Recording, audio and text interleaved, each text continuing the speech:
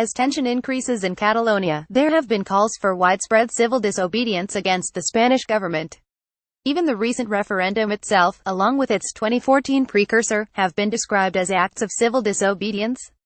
This popularity of gathering en masse in disobedience to the central government has been inspired in large part by the anti-austerity efforts of one group, the Plataforma de Afectados por la Hipoteca, or Platform for the Mortgage-Affected PAH. The outgoing disobedient Catalan government is a peculiar mix of anti-austerity parties, which have supported the PAH's fight for people's housing rights, and the Catalan establishment party that has generally opposed it. The PAH was founded in Barcelona in 2009 in the aftermath of the financial crisis, which burst the Spanish housing bubble. It now has around 200 groups across Spain.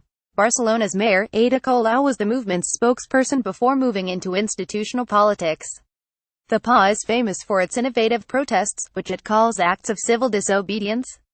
This includes physically stopping evictions, organizing sitins in banks and squats in empty buildings that belong to banks. PAH has mobilized a large portion of the Catalan population. Imagen and Acciónflickr, BYNCND. The movement arose as a response to hundreds of thousands of Spanish households facing mortgage defaults, evictions, homelessness and lifelong debt. Unlike many other countries, Spain lacks personal bankruptcy legislation. This leaves people in negative equity with large debts even after having their homes repossessed and becoming homeless. In contrast to all the evictions and homelessness, Spain has more than 3 million empty homes, mainly in the hands of banks, vulture funds and other financial institutions. Through the PAH, people collectively put pressure on both the banks and the state to cancel people's debts and provide social housing. The movement campaigns for legal changes to eradicate mortgage debt for repossessed families and increase social housing by using the empty housing stock. Alongside this, the PAH practices civil disobedience, both to support the campaign and to solve the homelessness and indebtedness of individual households. In action, the PAH stops evictions every day across Spain by gathering dozens of people at short notice to block the doorway of families due to be evicted. In most cases, bailiffs and police refrain from forcing their way in and the eviction is suspended or postponed. To sitins, the PAH puts pressure on the bank to negotiate and to pardon mortgage debt and provide social housing.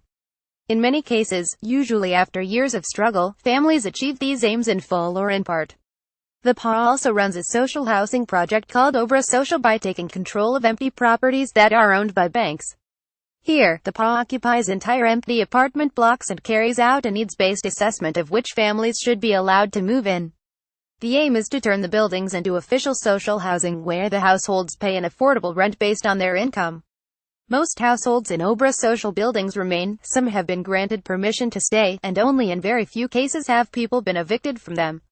These seemingly radical methods of political activism have gained widespread legitimacy. Most Spanish people now think that housing and mortgage legislation illegitimately favors the banks and that adequate housing should be a right, as Article 47 of the Spanish Constitution states. Legitimacy versus the law. Civil disobedience is a liberal concept which, unlike anarchism, does not mean a general disregard for the law.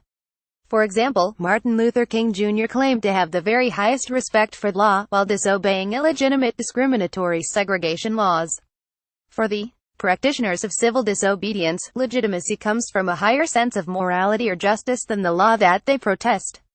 This separation between the legal and the legitimate lies at the heart of civil disobedience. And over the last 8 years, the PAH has made civil disobedience acceptable to a large part of the Catalan population. Nobody disputes that the Spanish law and constitution leave no room for secession.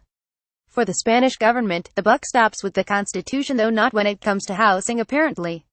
For the majority of Catalans, who want a proper referendum, this position lacks legitimacy because they see the right to decide their future as a higher form of morality and justice than the constitution. For many observers outside of Spain, a legal and orderly referendum also seems like a reasonable solution. So the situation is ripe for widespread civil disobedience against the Spanish government in Catalonia. Unilateral declarations of independence, without a proper referendum, are unlikely to gain legitimacy for the Catalan government internationally. But equally, more repression from the central government will likely reduce its legitimacy. Catalan institutions may now become laboratories for how to disobey state policies. For many Catalans, it will mean a form of resisting occupation.